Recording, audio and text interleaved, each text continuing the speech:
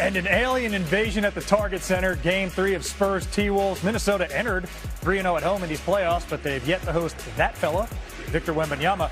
They've also yet to start that fella, Anthony Edwards. Came off the bench in games 1 and 2, got the start here. But it was a hot start for the Spurs, namely Wemby. One of those half dozen times per game. You're like, what do you do? Nothing. Not a darn thing. First player in NBA playoff history to average 15 points, 5 blocks through his first 6 playoff games. Had the block there, actually had 5 of them in the game. And oh, by the way, the first 7 points for San Antonio. At this point, it's Wemby 7, Wolves 1 after the free throw. Game 3 winners and tied best of 7s advanced 73% of the time. So this is pivotal for Ant, and he knows it. He had 13 in that first quarter. Wolves within 1 after 1. Edwards carrying them, but other guys getting involved late first half. Julius Randle passing a French test over Wemby. Randall had a dozen, those allowed us 2. Tied at 51 at the half. Then in the third, it was like a superhero summer blockbuster. Alien versus Ant-Man. Wemby, 3 of 5 from 3. We're going to show you all of them. Spurs up 6. And then Edwards, answer, splits a double team, off the window, whatever. He had a team high 32. Wolves within 5. But more Wemby. Minnesota's been physical with him all series. Unbothered. Switches hands midair. Spurs up 7 after 3. To the fourth, Wemby heats up on offense. A barrage à trois. He scored the first 7 points for them. Also had 16 in the fourth. But Minnesota, they've been terrific in the fourth quarter all postseason. Here's a third chance bucket. Spills to Gobert. Stifle Tower went for 13 and 7. Wolves within 3 after the made free throw. But too much Wemby.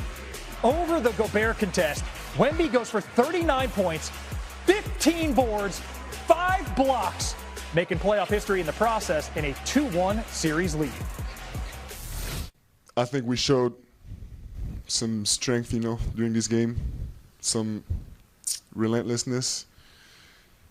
But we still got to prove to ourselves that we can sustain that.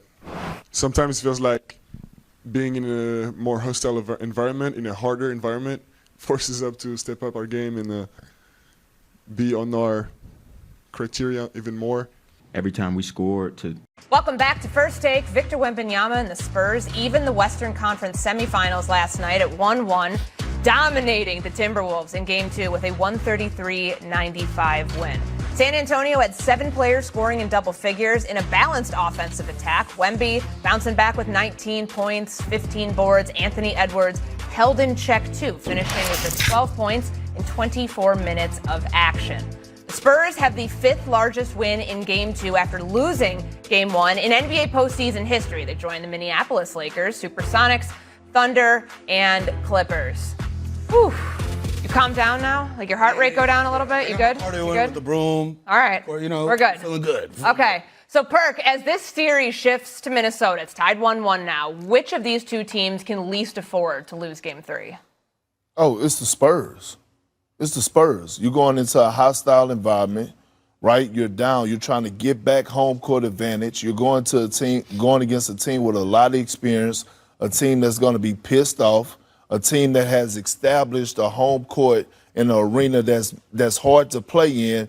You want to come in and you want to set the tone early if you're the San Antonio Spurs. And it's coming down to you want to get that win, Game 3, because you don't want to continue to let this go on where it feels like the Minnesota Timberwolves have some type of control or confidence. If you could go into Game 3 and snatch their souls like you did in Game 2, then all of a sudden we having a different conversation. But if you go into Game 3 and Minnesota returns the favor, and all of a sudden we see the noise talking and all of a sudden the energy in the arena, we see guys, because it's already going to be physical.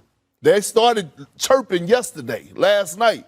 And so if you're the Spurs, you want to come in and try to at least mimic the same level of play. I'm not saying it's going to be a blowout, but if you could come in Game 3 and punch them in the mouth and get that dub, oh, man, it benefits you. Well, I would tell you this. That's fine, and that's a clear advantage for San Antonio, which would be true.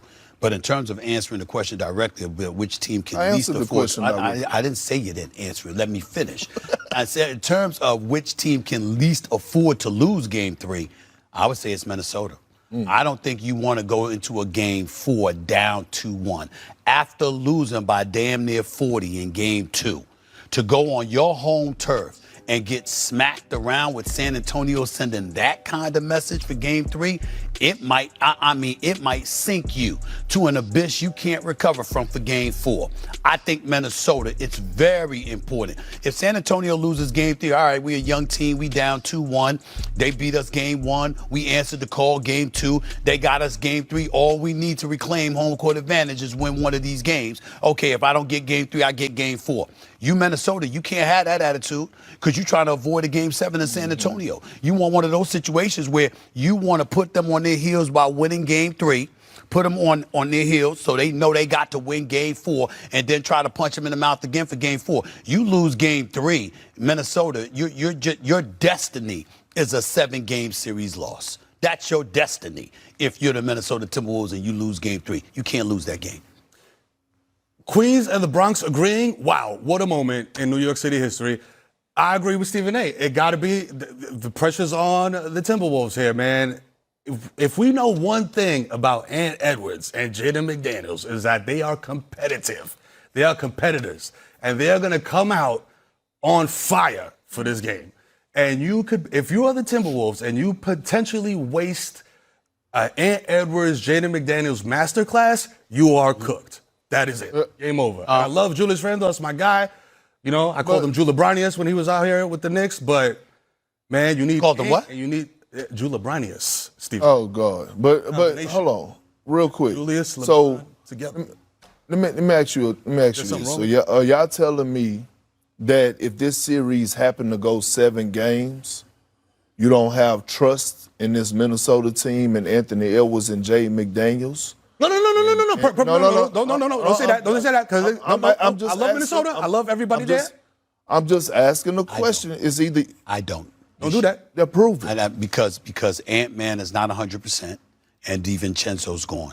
That's why I feel. I don't like Minnesota's chances in a game 7 in San Antonio. Yeah, but S.A., my thing is that, to me, what I saw in game 6 when they was facing adversity last round, I saw guys elevate their level of play. Right. Against a team you said doesn't play any defense. I didn't say it. Jay McDaniel said it. But you echoed it. You did. All right, then. He said it first. Okay, but I'm saying he still took down arguably because one could argue that, hey, Jokic is still one of the best players in the world. That's what we've been saying over the last 2 years. I'm just saying. So what I'm saying is, I have enough trust in this group from what history tells us that they willing to face and overcome anything because guys will step up. Let me be very, very clear on national TV what I'm saying. Okay. For Minnesota to win this series, they need to do it in 6.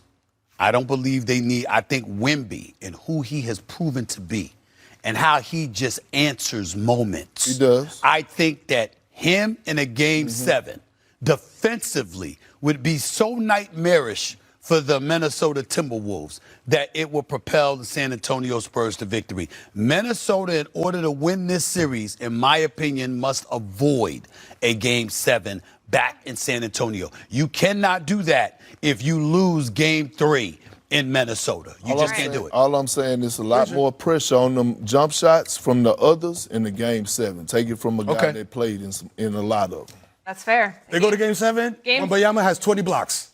You heard it here first. Good Lord. Oh, by the way, game 3, Courtney, Friday night up in Minneapolis. Miro is, I want to go to commercial break because now that Perk has reminded me, the hoodie, the gold chain, the hat, it is distracting me. I don't like it.